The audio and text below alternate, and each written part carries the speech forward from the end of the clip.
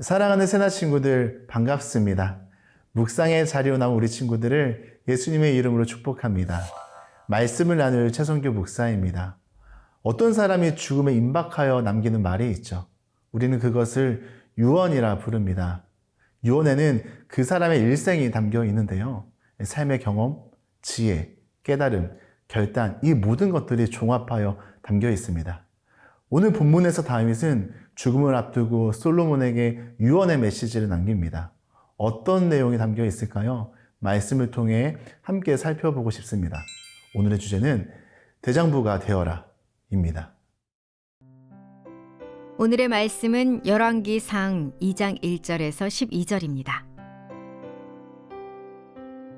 다윗이 죽을 때가 다가오자 아들 솔로몬에게 당부했습니다. 내가 이제 세상 모든 사람들이 가는 길로 가게 됐다. 그러니 너는 강해지고 대장부가 되어야 한다. 그리고 내 하나님 여호와의 명령을 잘 지켜 그분의 길을 걷고 모세의 율법에 기록된 대로 여호와의 규례와 계명과 법도와 증거들에 대한 말씀들을 지켜라. 그러면 내가 무엇을 하든지 어디로 가든지 모든 일이 잘 될 것이다. 여호와께서 내게 내 자손들이 어떻게 살지 주의하고 내 앞에서 마음과 정성을 다해 신실하게 행하면 이스라엘의 왕위에 오를 사람이 내게서 끊어지지 않으리라 고 하신 약속을 이루실 것이다. 또한 내가 스루야의 아들 요압이 내게 어떻게 했는지 곧 이스라엘 군대의 두 사령관인 넬의 아들 아브넬과 예델의 아들 아마사에게 어떻게 했는지 알 것이다. 평화의 때 요압이 그들을 죽여 전쟁의 피를 흘리고 피로 그의 허리띠와 신발에 묻혔다. 그러니 너는 지혜로 그를 다루어 그의 백발이 평안히 무덤으로 내려가지 못하게 하여라. 그러나 길르앗 사람 바르실레의 아들들에게는 자비를 베풀고 그들을 내 식탁에서 함께 먹는 사람들 가운데 있게 하여라. 내가 내 형 압살롬 때문에 피신해 있을 때 그들이 내게 왔었다. 그리고 명심할 것이 있다. 바후림 출신의 베냐민 사람 게라의 아들 시므이가 내 곁에 있다는 것이다. 그는 내가 마나임으로 가던 날 내게 저주를 퍼부은 사람이다. 시므이가 나를 만나러 요단강으로 내려왔을 때 나는 그에게 내가 칼로 너를 죽이지 않겠다라고 여호와를 두고 맹세했다. 그러나 이제 그에게 죄가 없다고 여겨서는 안 된다. 너는 지혜의 사람이니 그를 어떻게 해야 할지 알 것이다.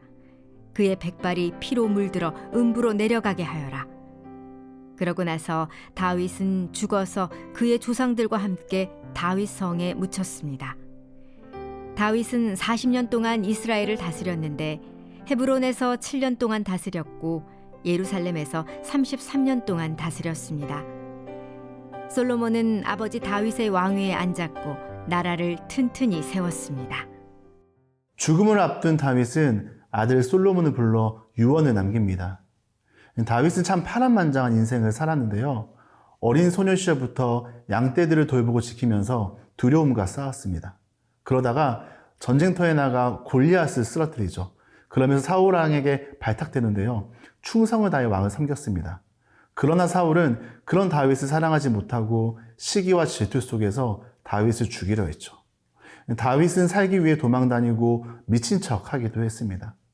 수많은 위협 속에서 많은 두려움을 만났지만 다윗은요, 그러한 두려움을 하나하나 이겨내며 여기까지 왔습니다. 그런 다윗이 솔로몬에게 전하는 첫 번째 유언의 메시지가 무엇이냐? 2절 말씀 함께 읽겠습니다. 내가 이제 세상 모든 사람들이 가는 길로 가게 됐다. 그러니 너는 강해지고 대장부가 되어야 한다. 첫째는요, 하나님의 사람으로 대장부답게 강하고 담대할 것을 도전합니다. 어떻게 강하고 담대할 수 있느냐? 이 모세의 율법에 기록된 여호와의 규례, 계명, 법도, 증거를 지키라고 하는데요. 이것을 통틀어 정의하면 하나님의 말씀입니다. 다윗은 하나님의 말씀을 잘 듣고 지킬 때에 강하고 담대할 수 있음을 알려줍니다. 솔로몬에게 훈련된 좋은 군사들과 좋은 무기, 많은 무기로 강해지는 게 아니라 하나님의 말씀을 품을 때에 강해질 수 있음을 알려줍니다. 어떤 상황과 환경이, 어떤 소유가 나를 강하고 담대하게 하는 것이 아니라 하나님의 말씀이 우리 인생에 찾아오는 두려움을 이길 수 있다는 것을 보여줍니다. 다윗은요, 양들을 지키면서 만나는 이 사자와 곰 앞에서, 하나님을 모욕하는 골리앗 앞에서, 자신을 죽이려는 사울 앞에서, 자신의 죄로 인해 쓰러지고 무너졌던 상황 속에서 하나님의 말씀을 또다시 품고 기억하고 지켰기에 여기까지 올 수 있었습니다. 시편 119편 105절에 보면 말씀이 우리의 삶에 어떤 역할을 하는지 잘 보여주는데요. 주의 말씀은 내 발의 등불이요 내 길의 빛입니다. 캄캄한 어둠 속에서 어디로 가야 할지 알려주는 역할이 주님의 말씀이 한다는 거예요. 그래서 다윗은 하나님의 말씀을 붙잡을 것을 솔로몬에게 도전합니다. 그런데 일회성이 아닙니다. 잠깐 어떤 특정 기간 동안 말하지 않습니다. 평생토록 호흡이 닿는 그날까지 이 말씀을 붙들라고 강조하는 것이죠. 사랑하는 새나 친구들, 여러분도 묵상을 하는데 혹시 눈에 보이는 변화가 없다고 하여 낙심하거나 좌절할 필요가 없습니다. 여러분들이 성실을 무기 삼아 꾸준하게 묵상의 자리에 머물다 보면 이 말씀의 능력을, 묵상의 능력을 경험하게 될 것입니다. 오늘도 묵상하는 우리 친구들을 축복합니다. 묵상을 통해 두려움을 이기고 강해지는 은혜가 있길 축복합니다.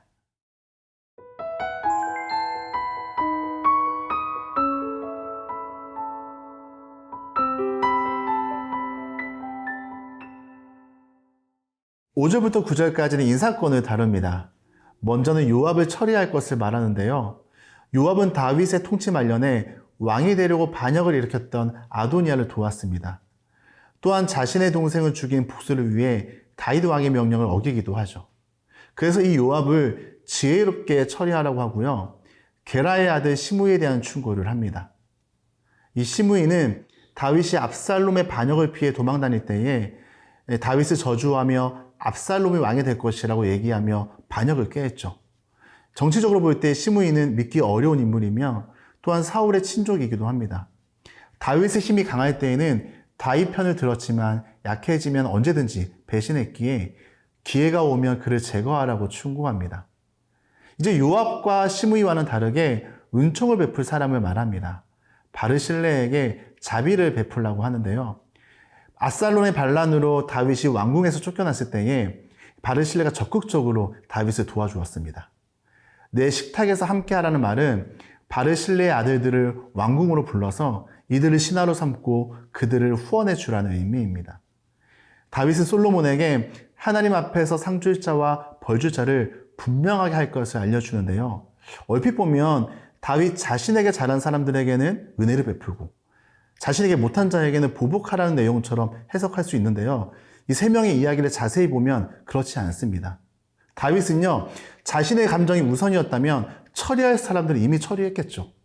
그런데 다윗은 솔로몬에게 대장부의 마음을 품고 실질적인 일들을 처리하라고 알려줍니다. 사랑하는 새나 친구들, 다윗의 유언은요, 우리에게도 적용됩니다. 바로 영적 대장부가 될 것을요. 하나님의 말씀이 여러분 안에 새겨지길 소망합니다. 그래서 오늘 말씀처럼 우리 새나 친구들이 하나님의 대장부가 되길 축복합니다. 사랑하는 주님, 아들 솔로몬에게 전하는 다윗의 유언을 기억합니다. 하나님의 말씀을 내 삶의 기준으로 삼으며 하나님의 시선으로 세상을 바라보기 원합니다. 영적 대장부로 살아가도록 성령님 인도해 주세요. 예수님의 이름으로 기도드립니다. 아멘.